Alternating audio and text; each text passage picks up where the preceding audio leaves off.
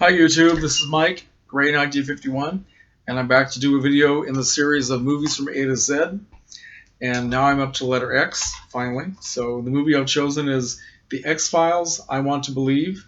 Can you see that? From the year 2008. The second movie made in the X-Files series, the first one was made in, 1998, and it was called The X-Files Fight the Future. Now, as a little bit of a background, I have never seen even one episode of the X-Files TV show. I just never watched it. I sort of knew some things about it. My dad was a big fan of it, and he never missed it, and he kept trying to get me to watch it, and I just never did. So I don't know. I don't know why I didn't, because I really like science fiction, but for some reason I just didn't want to. I worked at night, and I just didn't want to record the show every. Well, I don't know why I didn't want to watch it, but I didn't. Anyway, but he did talk me into going to seeing the first movie, and I really enjoyed it. And I didn't have to know anything about the progression of the TV show in order to enjoy the film. It was a very good film. So when I picked this up, I didn't know there was a second movie. I picked this up at Big Lots a couple of years ago for $3, and then stuck it on the shelf. And I thought I was buying the original movie. I didn't know there was a second one, so I finally realized that this was another one. Anyway, it shows you how much I know about the X-Files. Really, absolutely nothing. But I have to admit, this is a first watch for me. I really enjoyed this film. I can't say it's a great movie. It had a lot of kind of unanswered plot threads, and a lot of it was just a little bit, well, really hard to accept in any logical fashion.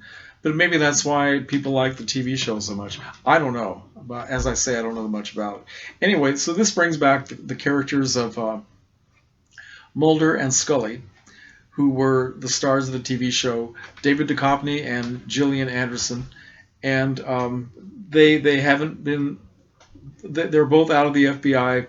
She is now working as the doctor in a hospital, and he is basically just a recluse and still believing that there's something out there but not doing much about it.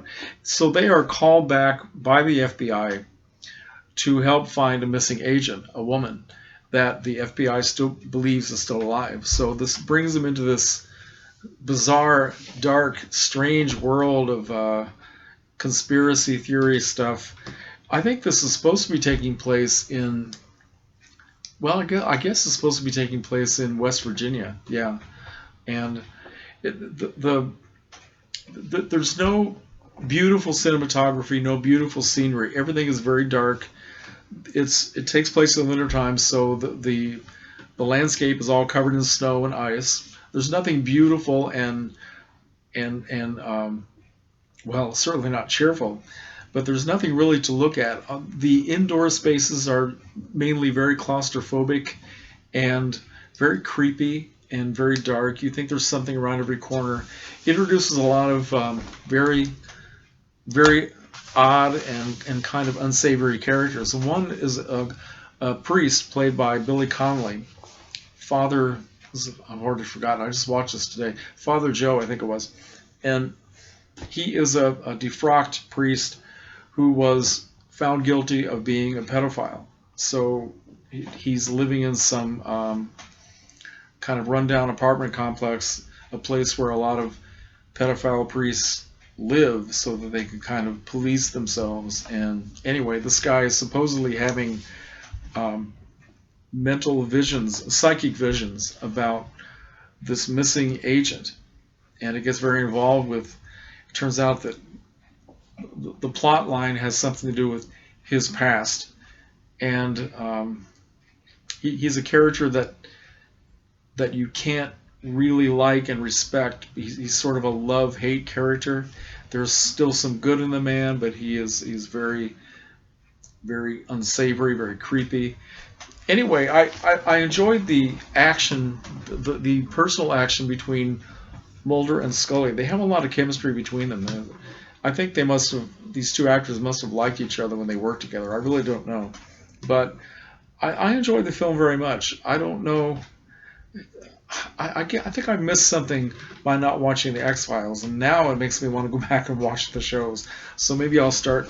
I don't know, sign up for Netflix or Hulu or something like that, or I might start buying them if I can find them inexpensively. But 9 seasons of shows.